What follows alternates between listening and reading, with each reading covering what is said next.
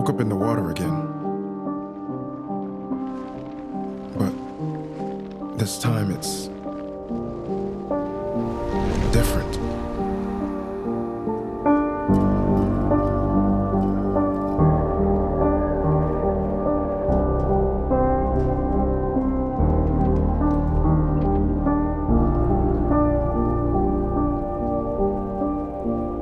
I keep trying to fix what happened.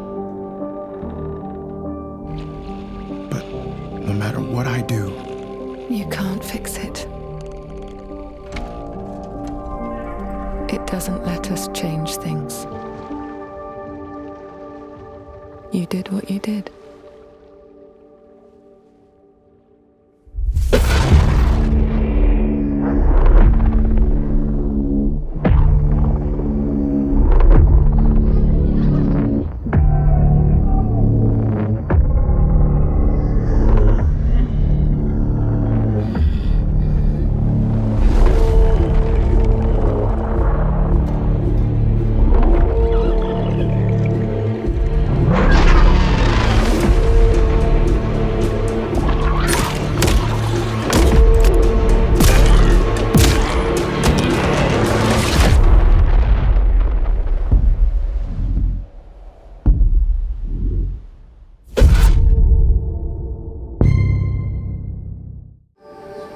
We've got our previous games that we worked on over the years. So Super Arclight was our first title that we released back in 2016.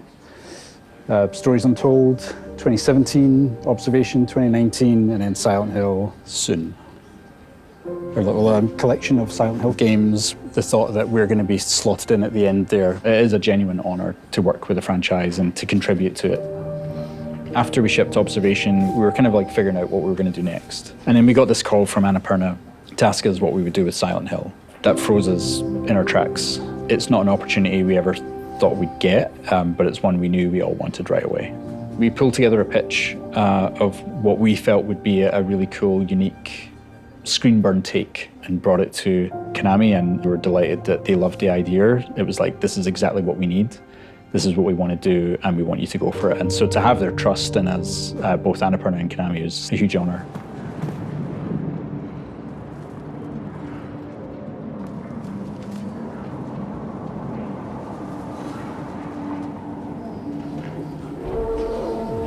So yeah, this is where Graham lives and where design lives.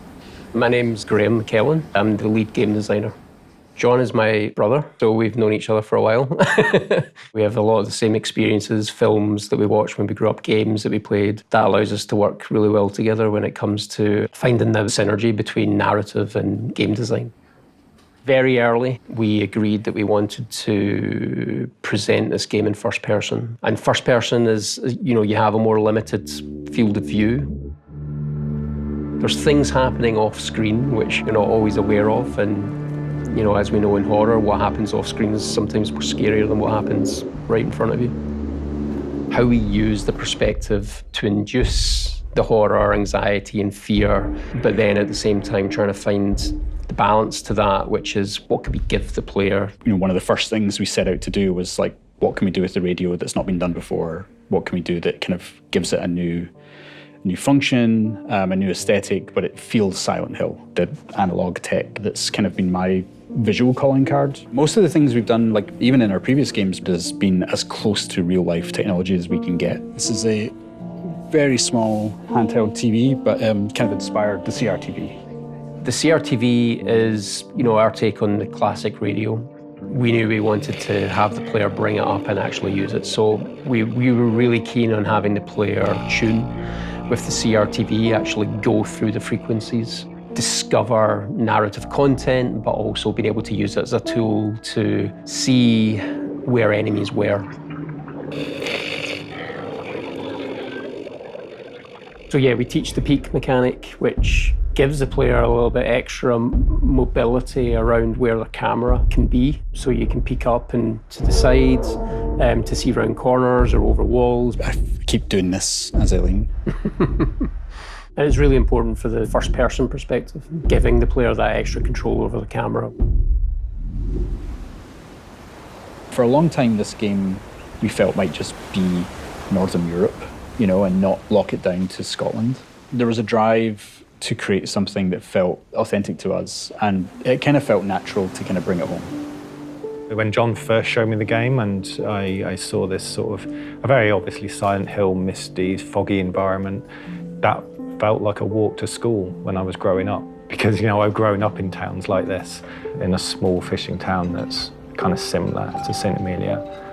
It's a beautifully epic, grey, drizzly environment, and we're bringing that to the game. It just feels so real, especially when you're going through it in first person. You kind of feel like you're there.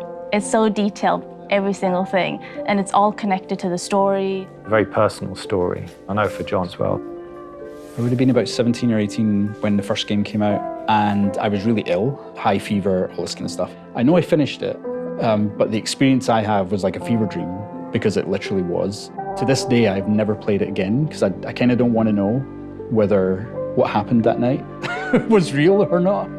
Drawn to the fog ever since. And I think now that we're actually responsible for it and we're actually kind of pulling the rest of the team in, and now we're looking forward to bringing the fans into that fever dream too.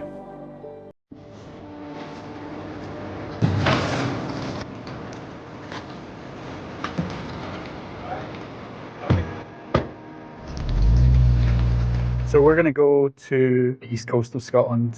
We've referenced a lot in the game. Graham and I have been many times over the years. We took Paul up when he joined the team. And I think this is Linda's first time. It is, yeah. So they're going to get a bit of a shock when you're in St. Amelia. As a QA lead, I think I have played probably 3,000 hours of this game, but I've actually never explored those real towns, so I'm excited to see it. It's the smell and the wind and the sound of the place, all of that together is what you're trying to recreate. You're not just trying to recreate the visuals, you're trying to recreate the vibe. And there's no better way of doing it than spending time there. It's really important to not live your life behind a lens and just absorb the place when you're there. So I suppose it's always important for artists to get out and see the place that they're supposed to be making. Graham and I were chasing fog. Well, I dragged Graham out with me. I was like, I need someone in front of the camera when I take these images. Fog was so dense that when we came out here, we got to like this spot. And from here, we couldn't see the coast anymore. And we couldn't tell which direction the coast was in. And we immediately felt like in danger. And we ended up with this shot here. The atmosphere is like blue and light. The sun was going down. Everything from that moment was when we kind of realized how this game was going to begin. We have this fog that rolls in on the east coast of Scotland called a har. I got pretty obsessed chasing the har. You know, I wasn't painting images, I wasn't like trying to like imagine what the fog would look like. I could go to a town that looks like St. Amelia and find a fog that looks like Silent Hill and come back and show the team, here's what the game needs to look like. You know, and I would drag other people on my trips with me and be like, you gotta come too. And they're like, really? It's 4 a.m. So that when we come back to the studio, we can try and recreate what we felt, not just what we saw.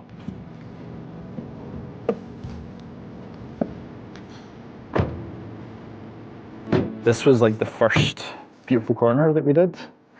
And then as we get around this corner, yeah, it's literally the same. Actually, yeah. Yep. This is so cool. Yep. I hope we have that in the game, the seaweed. This was the first pier I think we came to. And we walked along a bunch of other piers as well, just to kind of see the differences and yeah, the kind of shapes that they make and how they're used, that kind of thing, you know. This is it. This is very similar to our St. Amelia pier. So we're in St. Monans. This is the harbour town and was the first place that we built for the game. When I started to write the story about what this town was, what happened to this town, the isolation was a big factor. There's like an existential dread that comes with that. Silent Hill has always had a sense of like not being able to leave the town and face why you're there. That isolation isn't just for the protagonist, but also for the town. It's like they've got to do what they got to do. You just have to get on with it and you have to solve the problem. There's no running away. It's surreal. I think it's because a lot of stuff are so similar to in-game, even like the slanted walls, the colors. Wherever the benches are placed is exactly the same as in-game. These alleyways kind of snake through the entire town. They're really fun to walk up and down in real life, but when you've got a monster chasing you, it's just not a nice place to be. Coming up there, this was one of the slopes that when I first came here, I was like looking at all the textures.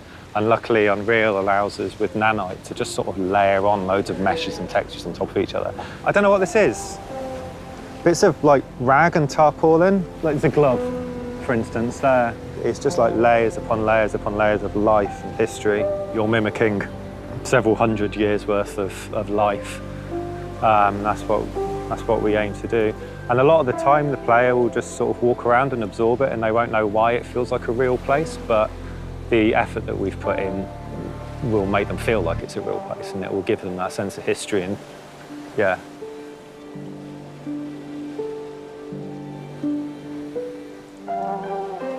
It's a big moment for us, definitely. For me personally, for the team, you know, we're all big fans. I think that's an understatement to say big fans. You know, we're obsessed. To be trusted with a franchise like this is an honor, and you know, we want to make sure we ace it. So we're giving it our all to create something that's really new and really unique.